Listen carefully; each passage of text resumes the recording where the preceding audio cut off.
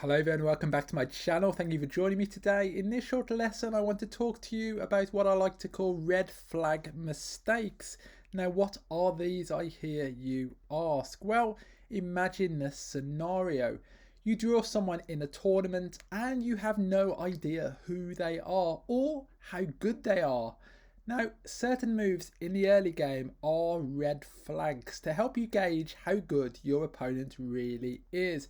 How much do they study and practice? How many hours a day do they spend on XG? Now, I'm going to show you 6 mistakes players can commonly make in the opening game. How many of these do you know yourself? Now, of course, this is about small wins, that if you're in a tournament, it can be a stressful environment. And sure, if you notice that your opponent is making these errors over the board, that may give you a small confidence injection. Small edges can go a long way to boost you in your matches and lead you towards victory. So these are all mistakes which I've seen players make over the board. So see how well you do. Let's go. Now here green has opened with a 6-2 split and down, and white has a 3-1 to play in return.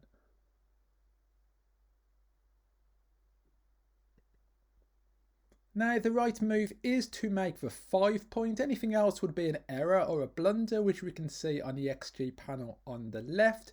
Now firstly, you need a very good reason to not make your 5 point and strengthen your home board. Here the hitting play is weak for a number of reasons. You leave indirect shots, you strip your 8 point, and you do not play efficiently by unstacking your heavy 6 point, which the best play does. Now if green doesn't perform well on their next roll, you also have good opportunities to attack with a stronger home board. Imagine for instance how 2-1 plays for green, which is a pretty bad roll, but even something like 3-1, green would obviously make his own 5 point, but then he would leave a blot on our bar point to attack on our roll which follows. And of course here 6s are also duplicated for green to make our bar point or to build on the other side of the board. So here the 5 point is simply the best play, uses the checkers efficiently.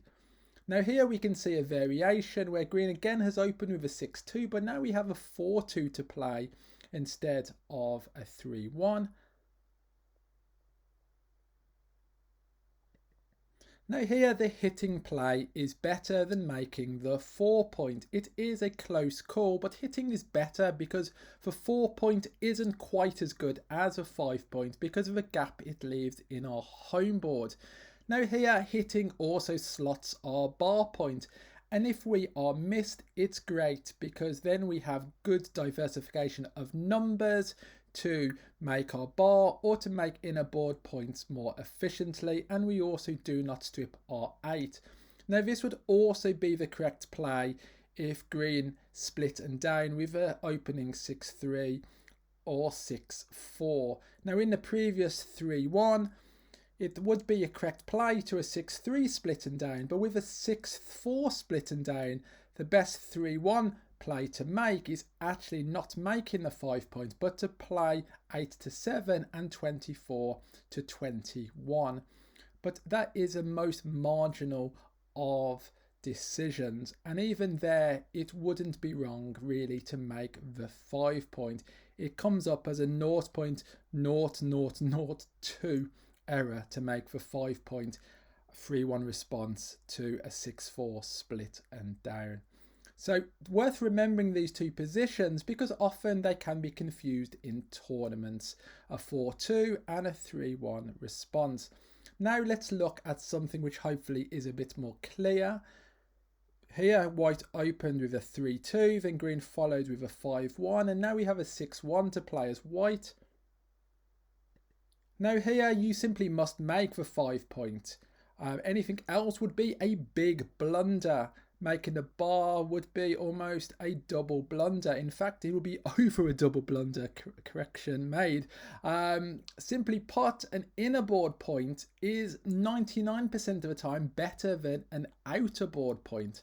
and that is because of the extra dancing numbers if green is hit.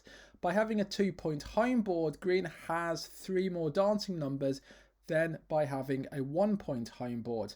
And here, making the 5 point uses our checkers efficiently and also prevents our opponent from making that point the golden anchor himself, as his checkers are split, ready to make points.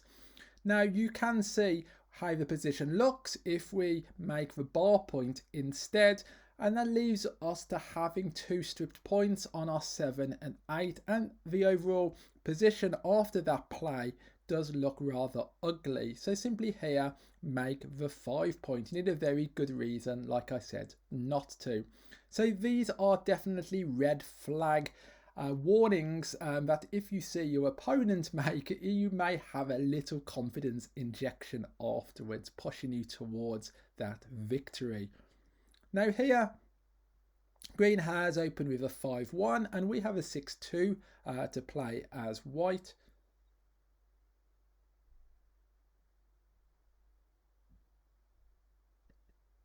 Now the right play here is to run 24 to 16. Anything else would be a mistake. Often it is a bad idea to leave a checker in front of stacked points. So there you can see green has 4 checkers on the 8 point. That point is reinforced. If we stop in front of that, which is often correct with a 6-2 with only 3 checkers, in this case green can hit us and then still have 3 checkers on that 8 point to make the bar point on the subsequent roll. So here we make the running play, which also duplicates 4s. This would also be correct with a 6-3 as well. And the only exceptions with the reinforced 8 point would be if green opened with a 4-5 and played split and down. Then with 6-2 we would hit from the midpoint, and with 6-3 we would play 13 to 7, 8 to 5, not running but making the aggressive hitting play, preventing green making the advanced anchor if he stepped up to our 20 point. But otherwise here we run with the reinforced point, like I said, with green only having 3 checkers on the 8 point. Then of course it's better to stay in front of that point with 6-2. Now here, the 5th position, white has a 3-1 to play. Now green has started with a 2-1 slotting play, which tends to lead to more complicated games, more difficult decisions for our opponents. So stronger players may choose to start with this 2-1, but now we have a 3-1 and we have a couple of good choices as white to make our 5 point, or of course to hit. Now what should we do here? Now the right move here is to make the hitting play 24 to 20, and it is almost always right to hit when your opponent has slotted at the start. It sends your opponent back in the race and also prevents him from making that point on a subsequent roll. You also as white may just split your back checkers, hoping to make that advanced anchor yourself, which would cancel out your opponent's game plans of blitzing and priming.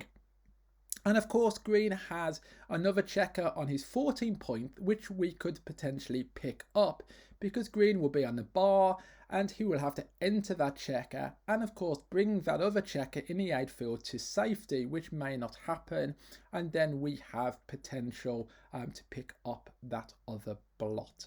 So here we make the hitting play, and anything else would indeed be a blunder. If we look at an alternative, where again green has started with a 2-1 slot, but now we have a double 1 to play, how do we go about making this? And now the best play is to make the 2 points, the bar point and the 5 point rather than hitting. Now here, of course, the hitting play looks tempting because of your aforementioned reasons, but now with this double you have a chance to do 2 good things, and often is a case in backgammon that 2 good things outweigh 1 good thing. So here you make 2 points, you create a 3 prime, and you put pressure on green to perform. You pen him in, and then that reduces his flexibility on certain rolls, and also you give him the small dilemma, because on his next roll he can either hit your blot on the 8 point, or he can cover his blots on the other side of the board, but he can't do both things on the same roll. So certainly giving your opponent more tricky decisions over the board is certainly kind of what you want to happen. So there we are. Those are 6 red flag mistakes. Hopefully you won't make these yourself over the board and give your opponent those small edges. Certain things I've seen, certain things to look out for, of course. Good luck. Join me next Wednesday for another video. See you soon. Goodbye.